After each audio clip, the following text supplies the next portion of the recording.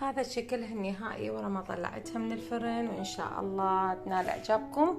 سهلة كلش وبسيطة، وأهم شي تكون هي حارة تقلبوها أول ما تطلعوها من الفرن حتى لا تلتصق هذه المواد وبعدين تبدي تخرب عندكم إن شاء الله. خلينا نروح نشوف المقادير وطريقة العمل شلون سويناها. بداية عندي قشر مع البرتقالتين، راح أخليهم بالمحضرة مالت الطعام وأثرمهم ثرم ناعم. ورا ما انثرم عندي بصورة ناعمة راح اخلي 3/4 الكوب سكر واضيف 3 بيضات، وراح ارجع اخلطهم من جديد.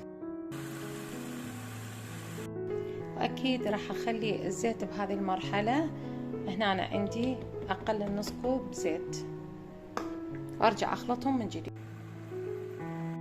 ورا هذه النتيجة راح اخلي ملعقتين طعام حليب باودر وقليل من المي. هنا أنا راح أخلي 3/4 الكوب مي لحد ما أتأكد إنه أحس بها محتاجة مي بعد لو لا.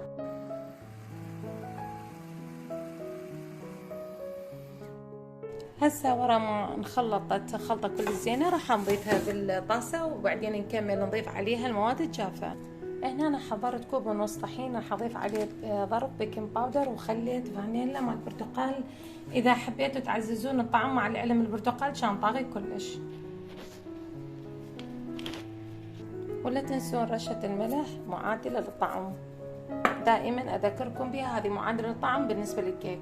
راح أبدي أخذ المزيج وأنخله بهذا الشكل لحد ما أمزج كل الكمية وأخلصها. هذا الشكل تمزجون لحد ما تخلصون كل الكمية.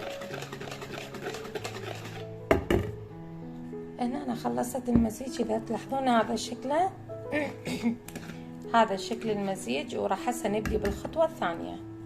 هسه عندي هنا قالب مثل ما تشوفون دهنته بالزيت، ويفضل تدهنونه بالزبد. وهنا راح ارش عليه السكر بهذا الشكل، انطي كمية زينة.